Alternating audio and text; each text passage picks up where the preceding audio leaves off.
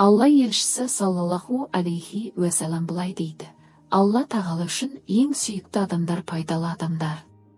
Даңқты һәм ұлы Алла үшін іс амалдардың сүйікті істері бір мұсылманды қуанышқа бөлеуің, не оның бір қайғы мұңын сейілтуің, не оның бір қарызын өтеп беруің, не оның бір аштығын кетіріп тамақтандыру. Мен үшін бір мұсылман бауырымның қажетімен жүруім мешітте бір ай бойы ихтикафта, яғни құлшылықта болғаннан артық. Кімде-кім мұсылман бауырының қажетінде қашан оны өтегенше жүрсе, Алла тағала қадамдар таятын күні оның қадамын нықтайды.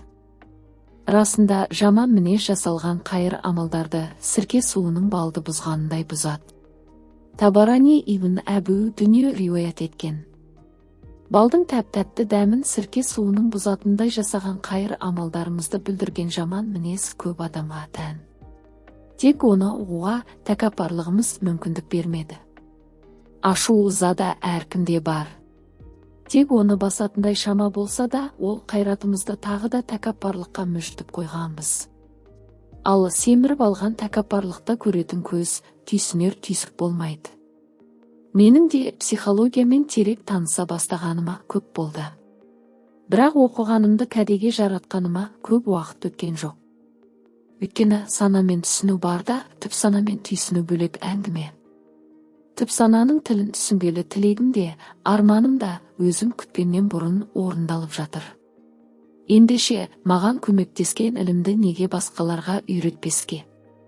Оның үстіне қандай білім алсам да, ислам мен екшеп алуды әдетке айналдырған мен үшін, жоғарыда дін мен дәстүр кітабында айтылғандай, адамдарға пайдалы болу арқылы Алланың сүйікті құлы болу бір тілегім.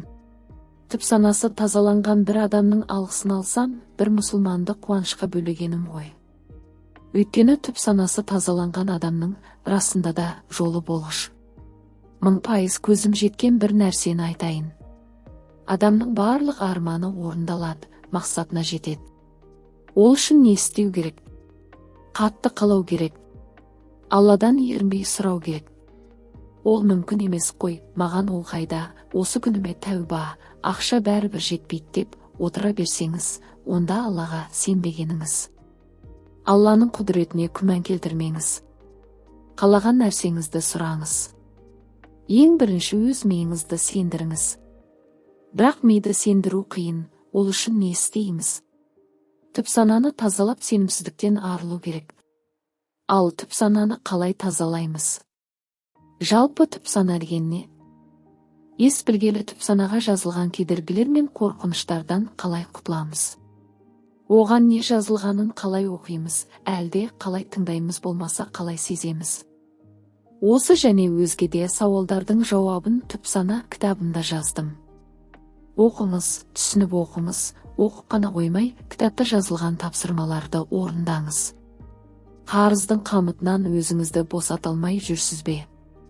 Ұшы-қиыры жоқ несие отбасыңыздың берекесін алды ма? Мүмкін сізді жалғыздыққа жытты ма екен? Тұрмысқа шыға алмай жүрсіз бе? Бала көтере алмай жүрсіз бе? Тапқан табысыңыздың берекесі жоқ па? Күйеуіңіздің немесе енеңіздің тілін таба алмай жүрсіз бе? Ауру қажытты ма? Онда бұл кітап сізге қажет. Тек түсініп оқыңыз. Түп сана деген не? Алланың елшісі саллаллаху алейхи уәсалам былай дейді: даңқты һәм ұлық Алла маған.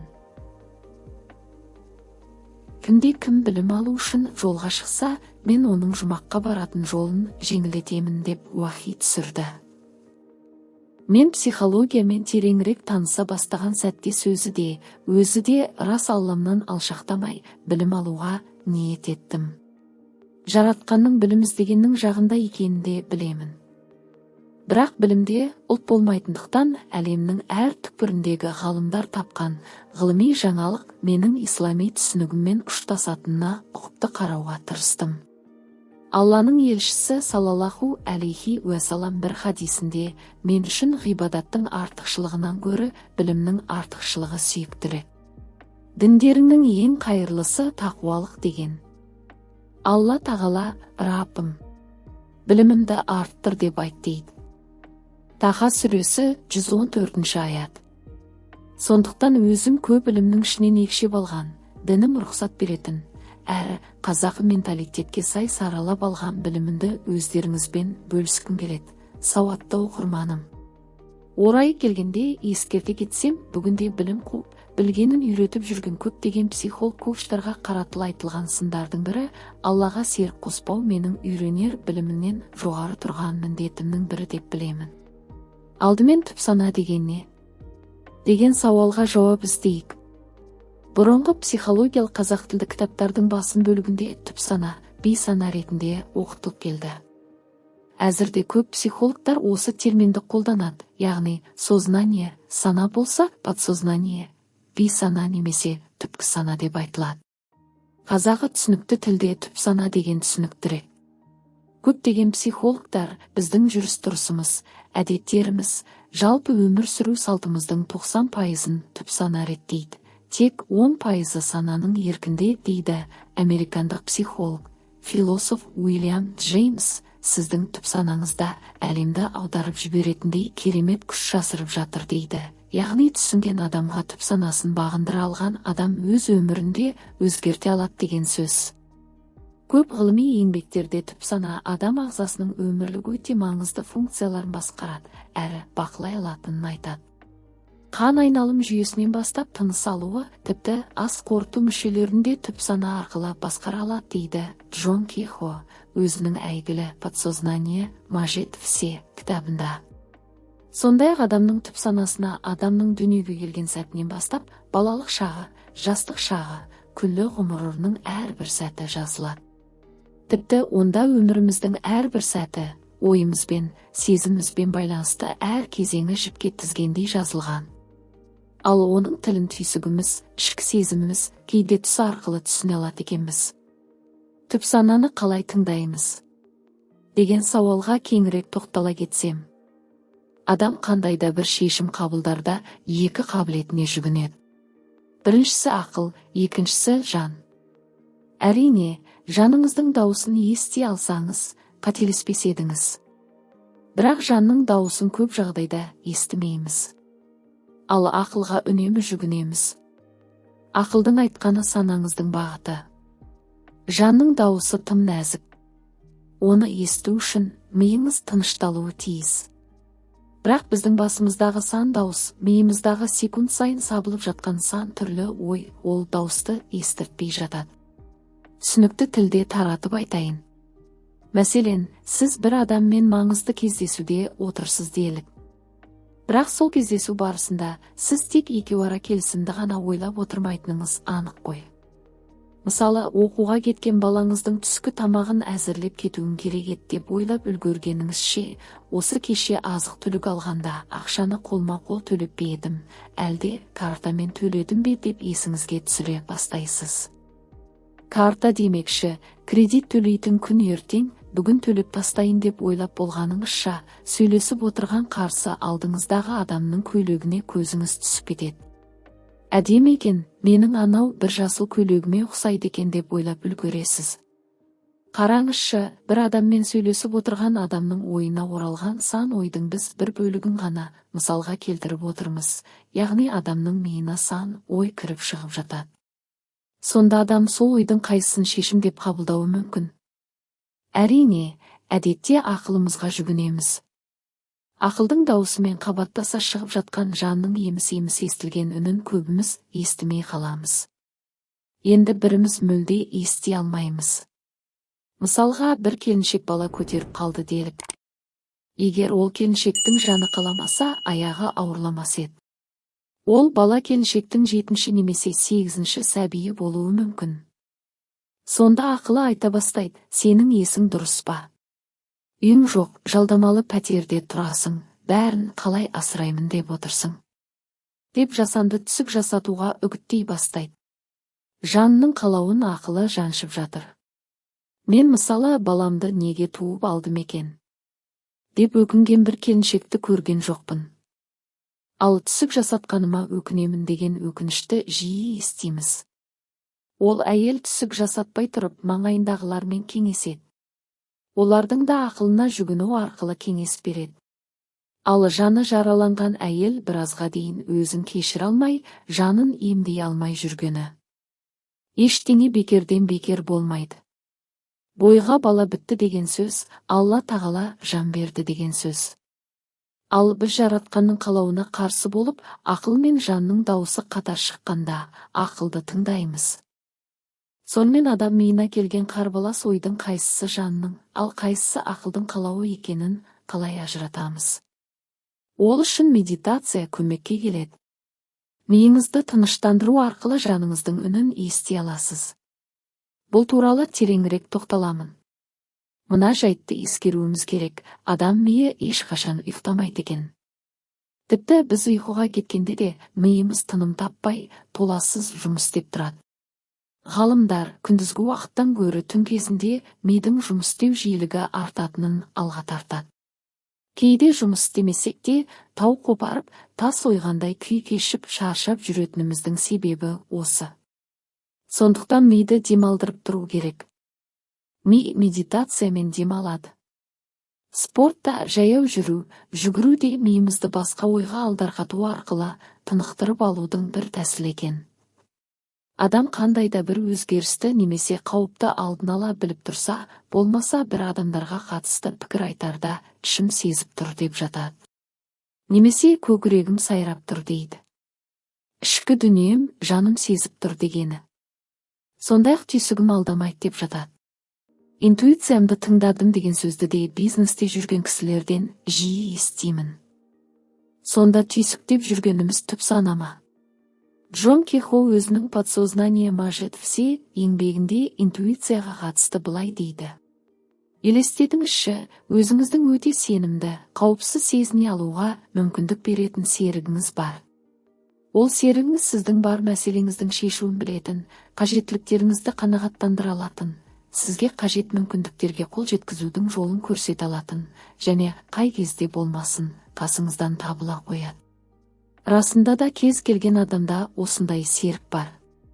Ол сенімді серік сіздің ішіңізде, ол интуиция деп аталады. Осы еңбегінде Джон Кихо Моцарттың да шығармаларын жазуда шабытты өз ішінен тапқанын мысалға келтіреді. Сол секілді Сократ та өзінің ішкі даусына бағынатынын айтқан. Эйнштейн, Эдисон, Маркони, Генри Форд сынды көптеген танымал тұлғалар да өз жетістіктерін интуициямен байланыстырғанын оқыдық. Түп сананы тереңірек зерттелген ғалымдардың пікірінше, адамның түс көрген кезі оянған сәтінің арасы, яғни ояна салған кезі, бірақ әлі түсімен өңін ажырата алмай жатқан ұйқылы ояу сәт шығармашылық пен үлкен жаңалықтардың ашылуы үшін таптырмайтын мүмкіндік екен. Көптеген суретшілер мен композиторлар да дәл осындай уақытта дүниеге келген шығармаларының сәтті шығатынын айтады. Мен үнемі айтып жүрген альфа жағдайы осы. Ұйқыға кетер алдындағы сәтте осыған кіреді. Адамдардың тілегін айтып үлгеретін немесе аффирмация айтуға осы сәт керемет мүмкіндік. Таратып айтатын болсам, мидың альфа жағдайы бұл шын мәнінде біздің санамыздың кез келген қалауымызды орындата алатын ерекше әрі сиқырлы сәті десек те болады. Адам миы күні бойы 4 ритмде жұмыс істейді. Оны ғалымдар альфа, бета, дельта және тета жағдайы деп атайды. Мәселен, қазір осы кітапты оқып отырған сіз бета толқынындасыз. Бұл мидың негізгі жағдайы. Сіз сөйлегенде, тамақ ішкенде, жүргенде, қозғалғанда немесе ойланғанда да сіздің миыңызды санаңыз басқарып тұрады. Бұл бета жағдай деп аталады. Яғни бақылауға алынған саналы әрекеттерді атқарғанда сіздің санаңыз жұмыс істеп тұрады. Басқаша айтсақ, сіздің күнделікті тыныс тіршілігіңіз бета толқынында өтіп жатыр деген сөз. Тек ұйқыға кеткен кезде ғана сіздің миыңыз басқа 3 толқынға қосылады. Олар альфа, тета және дельта.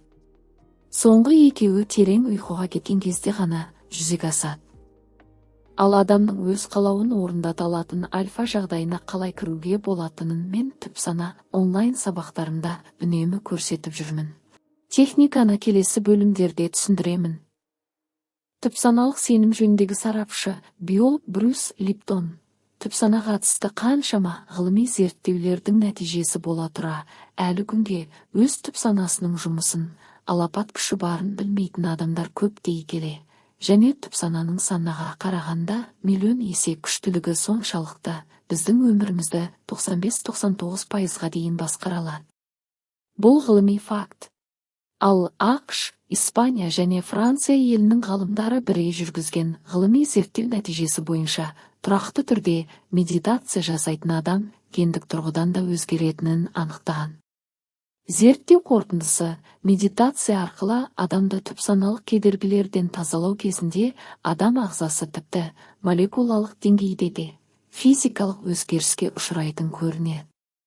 Ғалымдар стресс алған адамдардың медитация арқылы қалпына келу кезінде олардың ағзасында тіпті генетикалық және молекулярлық өзгерістер болғанын байқаған. Зеланд айтады, адамның басында бақылайтын және бақылай алмайтын ойлар бар. Кейбіреулер оны ішкі диалог деп аударып жүр. Бірақ ол монолог. Сол адамның өз монологы дейді. Ал сонда көптеген жетістікке жеткен адамдар сезіп жүрген интуиция деген не? Адам ақылға жүгінеді дейік, яғни саналы әрекеттер жасайды. Ал ақылы жоқ жануарлар неге сүйенеді? Мәселен, жер сілкінердің алдында үйдегі мысық алдын ала сезіп қояды екен деген әңгімені бала күнімізде көп еститінбіз. Мәселен, Венадағы Еуропалық географиялық қоғамның ғалымдары зерттеу жұмыстарының нәтижесінде құмырсқалардың жер сілкінісінен 1 сағат бұрын белсенді қозғалысқа түскенін анықтап, ал табиғи апаттың ертеңінде қайта бұрынғы қалпына түскенін анықтаған екен. Жер сілкінісінің алдында ауладағы ит үріп, қорадағы малдардың да бейуақытта маңырап, белгісі кететінін әжелерімізде айтып отыратын. Яғни, жануарлар интуицияға жүгінеді деген сөз. Психологиялық кітаптарда түйсік дегеніміз сыртқы дүниедегі заттар мен құбылыстардың және қасиеттерінің сезім мүшелеріне тікелей әсер етуінен пайда болатын мидағы бейне деп анықтама берілген. Ал осы түйсік деп жүргеніміз түп сана ма? Меніңше, түйсік дегеніміз адам жанының қалауы. Жанның емес, ақылдың айтқанын орындаған кезде қателесеміз. Кез келген ақпаратты қабылдау сезімдеріміз бар. Ақпаратты қабылдаған кезде түп санаға қай уақытты өткізіп жібересіз, оны өзіңіз де білмеуіңіз мүмкін. Ал санаға барған нәрсені ары қарай өткізбеуге таңдау бар, яғни сана таңдау жасай алады. Түп санаға келсек, сіз оны таңдап отыра алмайсыз. Кейін сол түп сана таңдап алған мәселені уайымдап отырғаныңыз. Демек, негативті уайымдасаң, көре берсең, соны тарта береді екенбіз. Сондықтан жағымсыз, негативті дүниелерді өзіңізде көрмеуге, мүмкіндік болса, балаларға да көрсетпеуге тырысу керек. Түп сана сіздің қалауыңызды түсінбейді. Сіз жиі көретін дүниені сізге қажет екен деп өміріңізге тартса, қайтпексіз. Сондықтан ойымызды, миымызды жаман, жағымсыз ақпараттардан аулақ ұстап, әдемілікке құштар болайық. Өмір ойдан тұрады. Санаға өтіп кеткен нәрсе егіннің дәні секілді түсті десек, түп санада таңдау жоқ. Ол тек орындау дегенді ғана біледі. Оны тазалау үшін осы күнмен өмір сүріп үйрену керек, яғни өткеніңді тазалауың керек. Бірақ өткенің бірден жұлып тастай салатын нәрсе емес. Жан ілімін зерттеуші ғалымдар түп сананы тазалаудың ең тиімді тәсілі қағазға жазып шығару. Медитация жасау, көру, сезіну арқылы артық дүниеден арылуға кеңес береді. Түп сана қазіргі техниканың тілімен айтқанда флешка іспетті. Тек ол флешканың ішінде дүние берген кезімізден бастап, бүгінгі күнімізге дейінгі өмірімізде болған барлық сәттеріміз, түрлі оқиғаларымыз жиналған. Көңілді де, көңілсіз, қайғылы сәттеріміз бен сонау бала күнгі қорқынышымыз да осы жерге жиналып тұр. Жиналып қана қойса жақсы ғой. Ол магнит іспетті. Соған ұқсас оқиғаларды, сәттерді өміріңізге тарта бастайды. Кейде бір орында тұрған секілдімін, не ар емес, не бер емес, бір орында қозғалмай тұрмын деп айтатындар бар. Өйткені кей адамдар сол түп сананың қалауын ғана бұлжытпай орындап жүреді. Түп санасы өзгерістен қорқады, немесе кішкентай күнгі қорқынышы бүгін басқа бағытқа аттаттырмай қоюы мүмкін. Мән бермеуіміз мүмкін, бірақ кішкентай бала күніңізде маған мұндай машина керек жоқ деп жыладыңыз ба, түп санаңыз сол қалауыңызды сақтап тұра. Психологияда зона комфорта деген термин бар. Қазақшаласақ өзіміз жасап алған жайлы орын. Және ол орын байлыққа батып отырғандардың орны десеңіз қателесесіз. Қарыздан көз ашпай, күн сайын ұрыс керіспен жылап сықтап жүріп те жайлы орында жата беруге болады. Тек қимылдамаса болды. Ең сорақысы осы орындағы адамдар бақытсыз ғұмырын өзгерткісі де келмейді. Және олар өздерін судан таза, сүттен ақ періштеміз деп ойлайды. Әкем оқытпаған, шешем ұрған, күйеуім жалқау, енем қатыгез деген сияқты өзінің бақытсыздығына жұртты кінәлап қойып, зона комфортаға жайғасып алады. Бір жұмыс орнында 20-30 жылдап тапжылмай отыратындар бар. Өздері мұны мінездерінің тұрақтылығымен бағалап жатады. Бір шын мәнінде бұл тұрақтылық емес, өзгерістен қорқады. Жылы орнын жылжытпайды. Бірақ сол орыннан қозғалған сәтіңізден бастап, сіздің өміріңізде оң өзгерістер пайда бола бастайды. Өзгертіңіз, өзгеріңіз. Түп сананы тазалау деген не нәрсе? Бұл біздің өмірімізде болып жатқан қиындықтардың блоктарын шешу, яғни түйін шешу. Ал блок деген не? Блок дегеніміз түйін. Мысал үшін біз кішкентай кезімізде біреудің баласын жақсы көрмейтінбіз. Ал түп сана біреудің баласын жақсы көрмей тұрғанын түсінбейді де, керісінше маған бала керек жоқ деп қабылдайды. Осы тұрғыда тағы да бір мысал, сен үйінде жүрген әпкеңнің алып келген балаларын жақсы көрмей тұрсаң, сенің бала тууға деген мүмкіндігің азая береді. Яғни түп сана балаға деген негативті ғана қабылдай береді де, сол бағдарлама санаға жазыла бастайды. Негізінде түп сананы тазалаған кезде, мысалы, өкпеден реніштерді қудық, бұдан кейін біліп білмей жасаған күнәмді кешір деп дұға жасадық, адамдардың хақысын қайтарып үйрендік, ең болмағанда ойша ниет қылдық. Осындай әрекеттерден кейін біз босаңси бастадық, келе-келе бізде жеңілдік пайда бола бастады. Жеңілдік сезінесің, кеуден кең сарайдай ашылады. Көкірегің ашып тұрмайды, демек өксіп тұрмайды. Жеңілдікті сезіндіңіз бе, қуана беріңіз, бұл түп санаңыз тазаланып жатыр деген белгі. Сенің ойыңа жақсы сөздер келе бастайды. Әрине, адам болған соң ашуланасың, әйел болған соң өсек айтасың, бастысы сен оны қайтадан өршітпеу керексің. Сонымен арманыңызға қарай адымдайын десеңіз, түп санаңызда шегеленіп қалған қалауыңыз ол жаққа адым бастырмай адастырады. Менің бүгін жазып отырған әңгімемді сіз де түсіне бастаған кезде, армандарыңыздың сіз ойламаған жерден орындала бастағанын байқап таң қаласыз. Мен оған сенімдімін.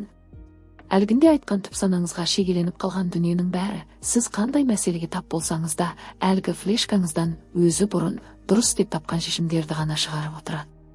Балам тыңдамай жатыр, енем ұрсады дейсіз бе? Ал осы проблеманы өзіңіз шақырып отырғаныңызды айтсам, сенесіз бе? Иә, сіз өзіңіз осы мәселелеріңіздің магнитісіз. Кітаптың кейінгі бөлімдерін оқып, түп сана жұмысымен терең таныса бастаған кезде, мұның түпкі себебін түсіне бастайсыз. Ал түп сананы түсіну түп сананы тазалаудан басталады. Түп сананы тазалау. Лас судың үстіне таза су ағызса ғана тазаланады. Мен үнемі онлайн сабақтарында бұл айтқарымды көрсетіп те жүрмін. Өзіңіз стақандағы қара шайға краннан таза су ағызсаңыз, біраз уақыттан соң суыңыз ақ түске айналып тазалана бастайды ғой, солай ма? Түп сананы да дәл солай тазалау керек. Осы күнге дейін өзіңізге қарыз, кредит, баламен, енеңізбен, күйеуіңізбен дұрыс болмаған қарым-қатынасты магнитше тартқан түп санаңызды қайта программалап алуға болады. Түбегейлі өзгерте аласыз. Айналып келгенде сенім ол.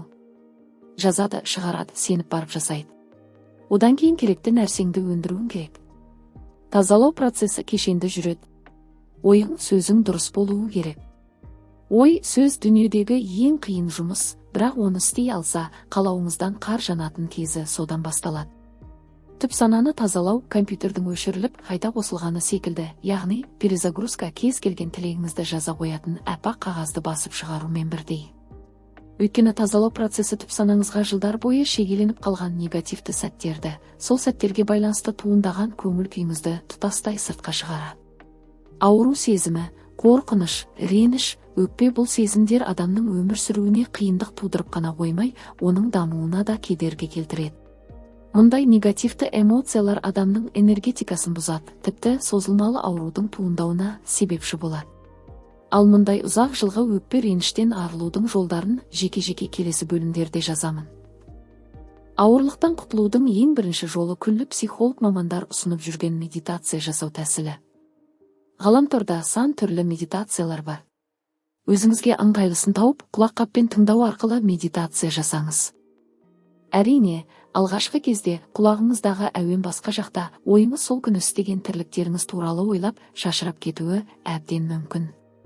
Бірақ жиі медитация жасау арқылы жаныңыз, миыңыз тынышталып, күнделікті әдетіңізге айнала бастайды. Адам миы күні-түні тыным таппай жұмыс істейді. Алдымен түсініп алайық, адамның түп санасы еске сақтау орны ғана емес, алып мұхит сынды шегі жоқ әлем. Қарапайым тілде түсіндірсем, эмоция, әркімнен қалған көңілде, мына кісі маған көмектеседі-ау деген дәмеңішпен оның орындалмай қалған өкпесі де сақталатын орын. Айтылмай қалған реніш, орындалмай қалған арман, 5 жасыңызда қорқып қалған қорқынышыңыз, өзі қарқ қылып алмай, әркімге алаңдаған оңызда. Түрлі жаман жақсылы әдеттеріңіз, уайымыңыз, қайғыңыз, көңілсіз сәттеріңіз өтіп кеткен жоқ. Осында сақталып тұр. Оны шығарып тастау керек. Мұнда бұл эмоциялар энергия түрінде сақталып тұрады дейді кейбір ғалымдар. Кейде адамдар бір сәтінің бұрын болғанын айтып, қайталанып тұрғанына таң қалып жатады. Ғылыми тілде мұны дежавю дейміз. Немесе менде ұшақпен ұшудан, суға жүзуден фобия деп жатады.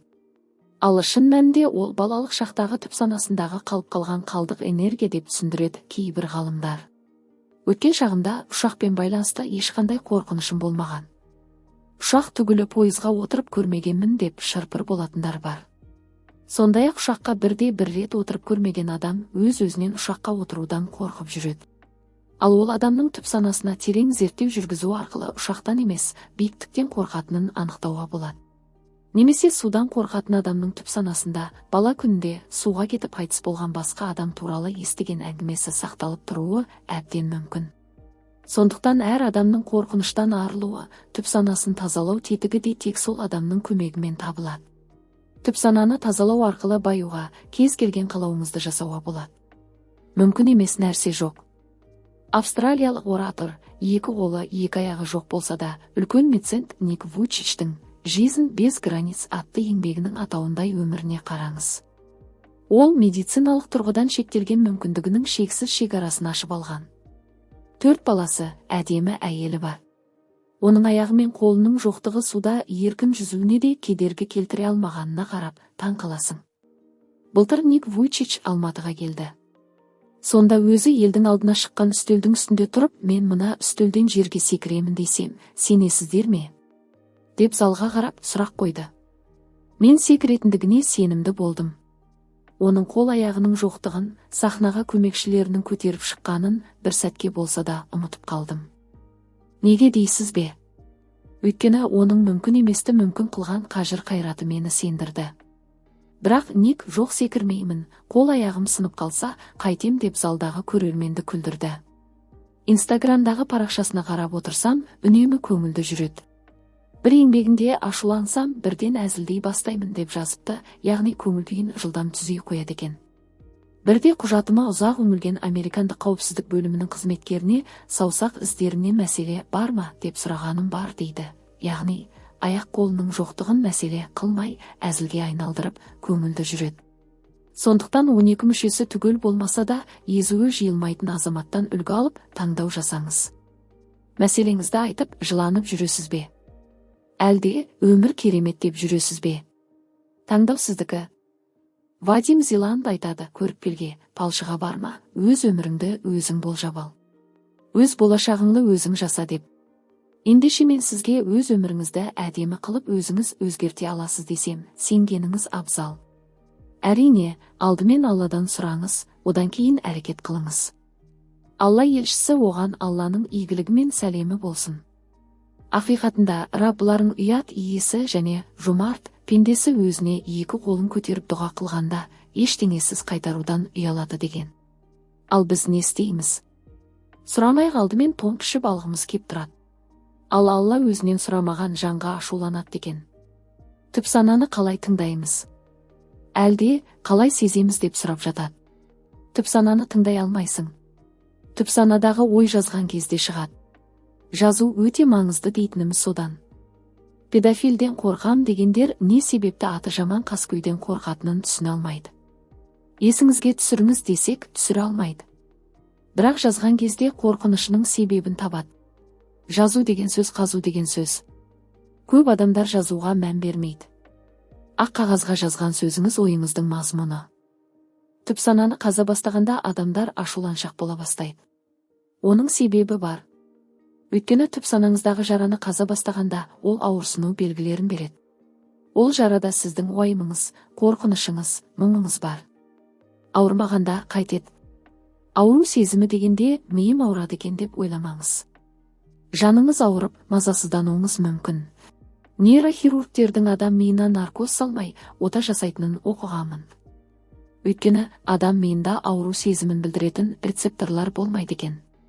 Ондай сезім тек ми қабыршығы мен қан тамырларында болады.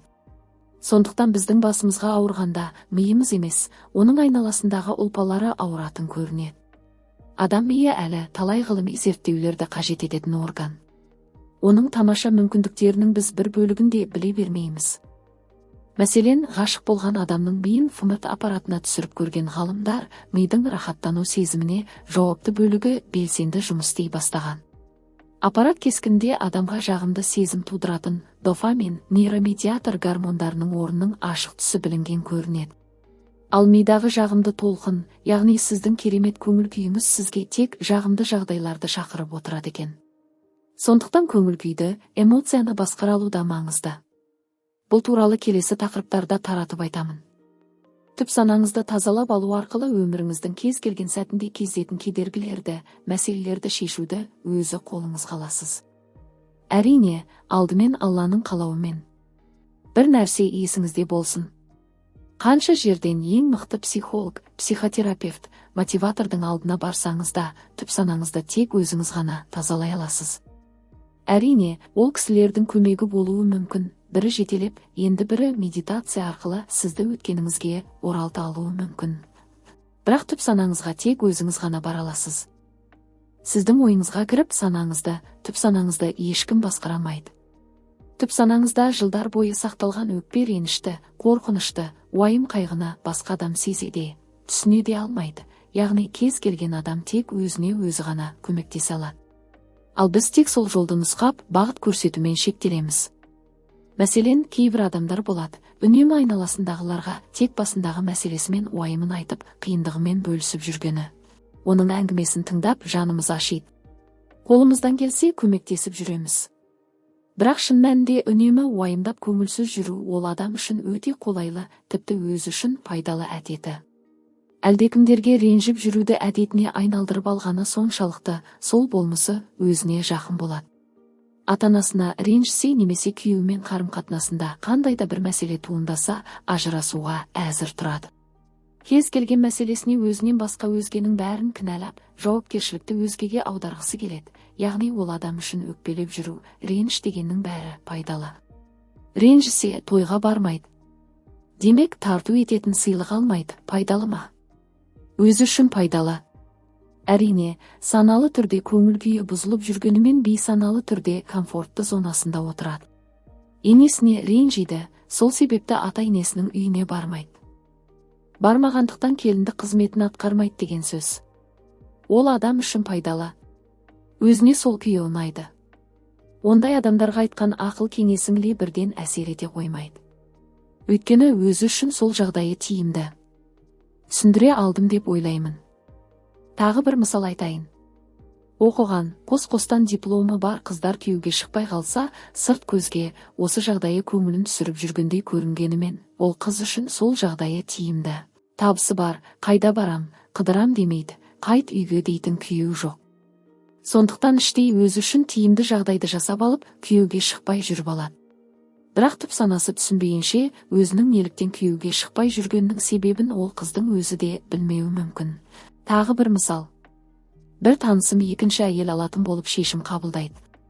Ал әйел болса, сол күнге дейін түземеген енесімен қарым-қатынасын реттеп алады. Сырын, мұңын айтып жүріп енесімен жақын араласты. Нәтижесінде, енесі өзінің ұлына, егер екінші әйел алатын болсаң, мен бірінші әйеліңмен қаламын деп талап қойды. Сөйтіп екінші әйел алынбады, енесімен етене араласқан келін күйеуінің бабын тауып, шаңырағын сақтап қала алды. Тағы айтайын, кейбір жағдайлар бізге емес, түп санамызға тиімді болып тұрғандықтан, біз өзіміз біліп білмей түп сананың дегенін орындап жүреміз.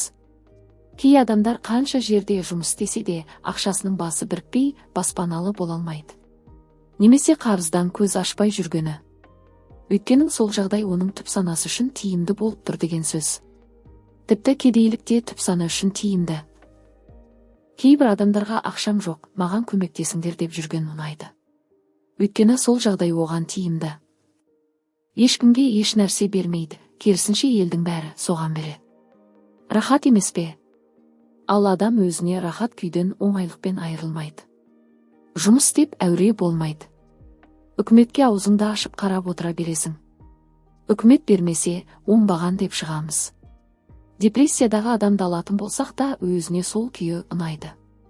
Әрине, саналы түрде ұнағаны несі деп ойлауыңыз мүмкін.